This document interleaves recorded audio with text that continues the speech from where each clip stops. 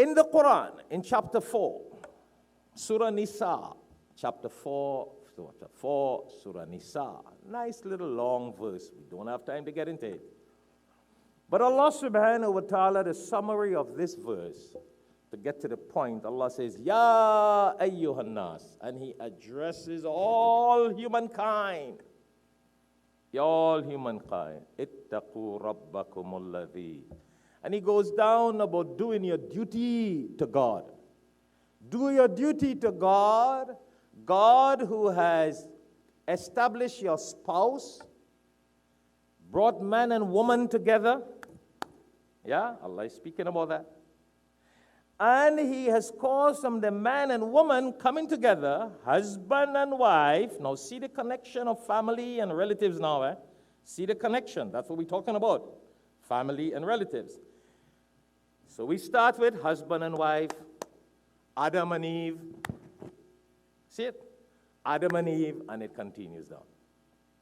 So God tells us here in the Quran, وَبَثَّ مِنْهُمَا رِجَالًا كَثِيرًا وَنِسَاءً. And He brought man and woman together and caused from the man and woman coming together many men and many women. That's how you have the 8 billion people in the world today. Have what? 8 billion people in the world today. Where did that come from? Did a machine make that? Think it's a Mercedes-Benz machine or manufacturing company. It's man and woman came together, which God established and caused this 8 billion people that we have in the world today. So forget about all of that. We're not going to get into that details. But then He goes down and He speaks about wattaqullah. Do your duty to Allah. Alladhi tasa'aluna bihi wal arham. You know what He says? He says that you must establish good relationship with the arham, the wombs. What is the womb? The womb of the mother. Oh yeah, this is a command in the Quran. So what I'm trying to say, all you people who pray in Salah and you cut these ties, go back and read the Quran. Because a lot of us believe Islam is all about you alone praying your Salah. And you disconnect from the wombs. You disconnect from the womb. You do not fulfill the hukuk. The hukuk of the arham. You know what is that? The rights of the womb. The rights of your mother's womb. Do you understand? This is deep, you know. The connection that connected to your mother's womb. Allah is telling us that. Do your duty to Allah. And one of your duty to Allah is to respect and honor the connection to your mother's womb. And what is connected to your mother's womb? Your brothers and sisters. Now you may tell me, well, your father is not connected to that. Yeah? Well, let's get another verse to show you how the father, the husband of this wife, is connected to the womb. She didn't give birth to him, but he's connected to her. That is important, Hafiz Munir, to remember this. That's why I tell you guys, get married so you could make that connection. The husband is connected to the womb. If we go into Surah Baqarah, chapter 2, now the wife would not have given birth to the husband, so the children are connected. But how is the husband connected? In the Quran, in Surah Baqarah, chapter 2, verse 223, chapter 2, verse 223, and I want to give authentic references to this. This is not no story that I want you to go back and say, I heard the sheikh say that online. Go in the Quran and say you read that from the Quran. Okay. Allah subhanahu wa ta'ala says, Nisa'ukum harthul lakum. And then the verse continues, and I don't want to get into that. We don't have time. Allah says, your wives. Huh? Chapter 2, verse 223. Allah says, your wives, they are your cultivation. They are your land of production. The husband plants a seed in this land. So he connects to the womb of this wife. When you plant a tree in the land, don't you connect that tree to the land? What do you call a whole family connection nowadays in English? A family tree. Because you see the beautiful thing about the Quran? Harf. Harf is an Arabic word which means production, cultivation. So the husband connects to the wives. And Allah says, you get married, you feel free to connect. I have permitted and I have granted you this connection for cultivation and production. Chapter 2, verse 223. And when a husband connects with a wife, we don't want to get X-rated here, so I don't want to get X-rated. No, we're not getting X-rated. We keep in Quranic. Let's keep Quranic, because some of our people who don't think will say, what is he speaking about? Well, if you don't understand this, if you think this verse is X-rated, well, go take it off from the Quran. And the Hafiz reading it in Taraweeh, take it off if you think you're that pious with your village mentality. We are an intellectual people. The Quran speaks of intellectualism, wisdom. Allah is telling you in this verse, when the husband plants his seed in a wife, when you take a seed and you plant it, a mango seed or whatever seed in the land, then that seed connects to that land. That tree is now connected. So biologically, the husband would not have come from the wife, but he would have connected to the wife. You guys following that? Ashraf, you follow that connection? Because if the husband does not connect that seed to the wife, then you and I would not have been here. And if you don't want to believe that, then you probably fell from a coconut tree. See how this Quran is very deep? This Quran tells us everything. But get to the main point. The connection. So now the husband and wife, why I'm saying that? Because a lot of people today, when children are born from the womb of their mothers, they say, well, I only need to love my mother's family. Because I am connected to my mother's womb, and my mother is connected to her sister and her brother and her parents. So I'm only loving my mother, my maternal relatives, my maternal uncle, maternal auntie, maternal grandparents.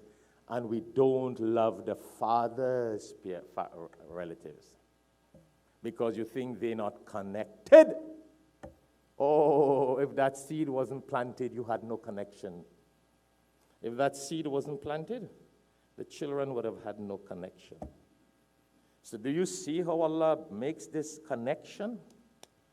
So now the father and the mother, وَذِي الْقُرْبَى, Allah commands us in the Quran, chapter 16, Surah Nahl, verse 90, that you need to be good to those who are connected to the womb. So now your father connects to your mother's womb, so your father's brother, your father's sisters, your father's parents, everybody you need to keep connection with.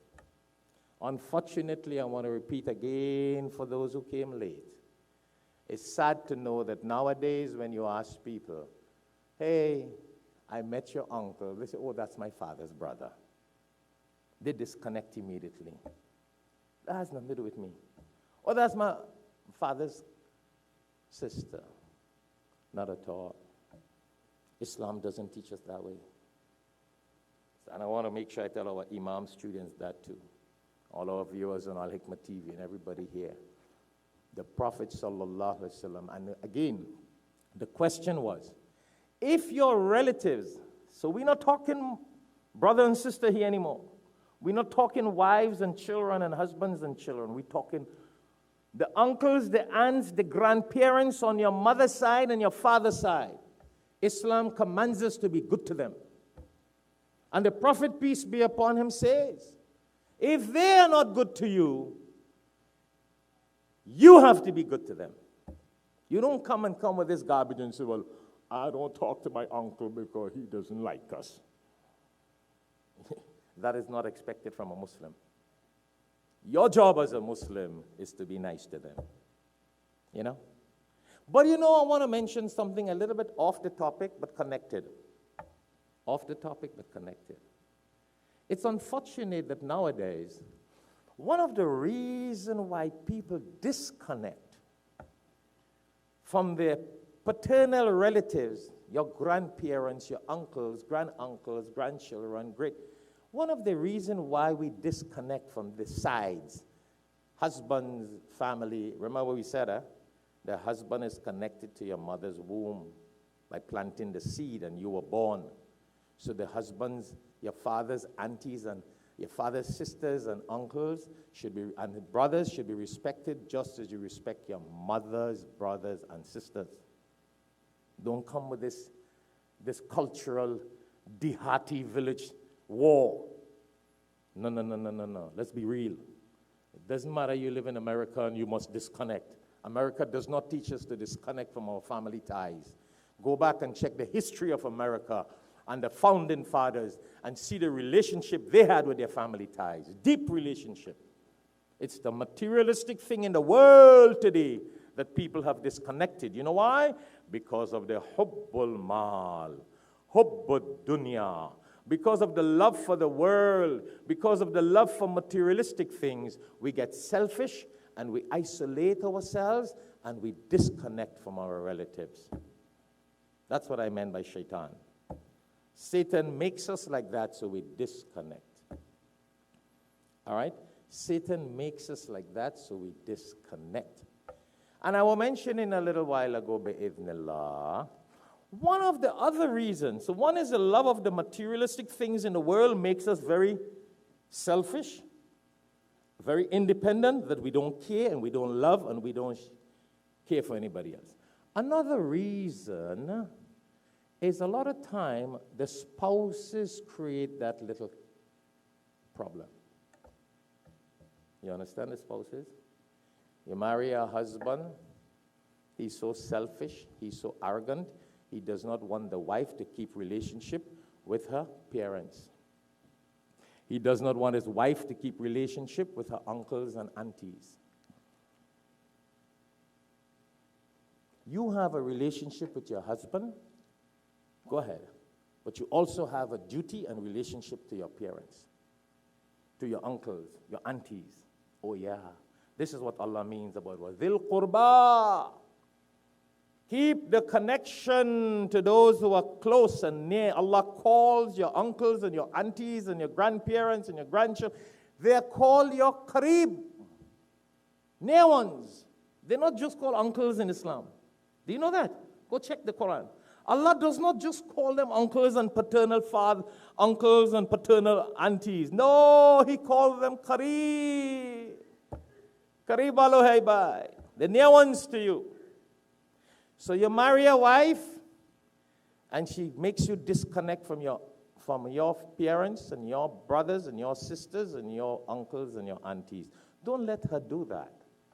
Don't let your spouse do that, whether your husband or your wife, based on male or female, whoever listening. Don't. It shouldn't happen. It's not Islamic. Because now you have your sister-in-law.